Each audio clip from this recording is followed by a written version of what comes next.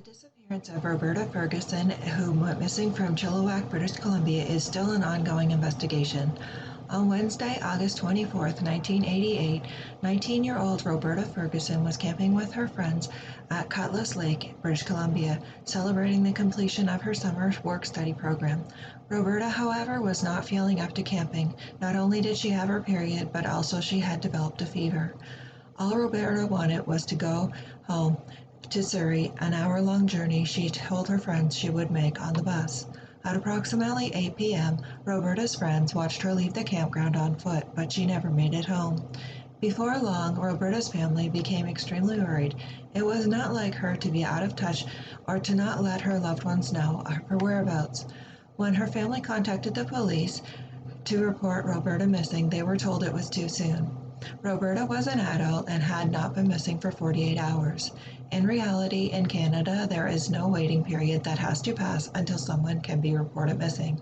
However, this is a misconception that is widely held even by some law enforcement.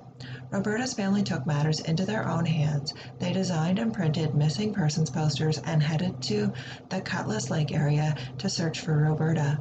Shortly afterwards, the police joined in the search. Unfortunately, no trace of Roberta was ever found. Her family and friends thought it is unlikely that Roberta walked away from her life by her own accord. Not only was Roberta excited to head back to finish school with grade 12, but she also was looking forward to continuing her relationship with her long-term boyfriend. In fact, they planned to get married. Roberta had struggled for a period of time and had a hard time focusing on school after her mother died of lupus, a chronic inflammatory disease. When Roberta was only 14 years old, Roberta's sister Verl said that her younger sister had managed her grief and avoided drugs and alcohol. Verl explained, she was very good. I side with the police, who have publicly stated that they think Roberta's disappearance was the result of foul play. A common belief in this case is Roberta decided to hitchhike either to the bus station or even all the way home. Roberta's sister Carol has long wondered why Roberta's friends were not more helpful on the day Roberta vanished.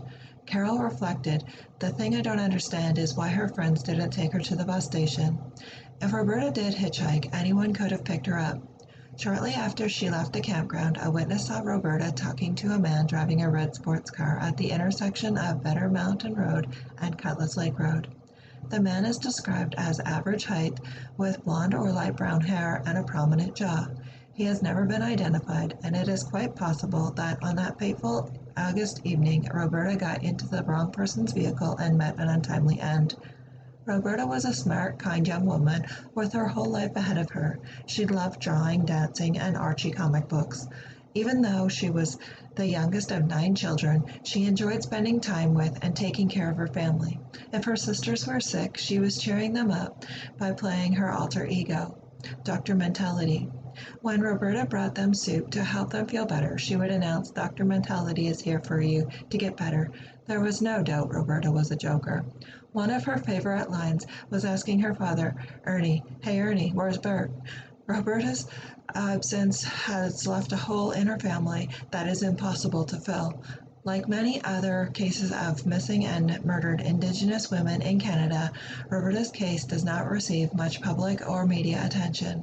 A black mark on Canada is our horrific treatment of Indigenous people. To combat the systemic racism leveled against Indigenous women and girls that results in few of their missing persons or murdered cases ever being solved, the Canadian federal government formed the National Inquiry into Missing and Murdered Indigenous Women and Girls. This inquiry has helped give a voice to Roberta's family.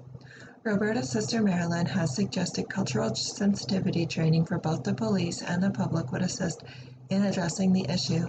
For Marilyn, it is crucial that everyone realizes a person is a person. It doesn't matter what background you are or what color you are. Roberta is Indigenous and is from the Gunvegan Beaver Band. At the time of her disappearance, she was 19 years old and was 5 feet 5 inches tall and weighed approximately 115 pounds. She has black eyes and mid-length black hair. She was last seen wearing a navy blue tank top over a black top. black stretchy pants rolled up to her knees, dirty white running shoes, and carrying an army green knapsack.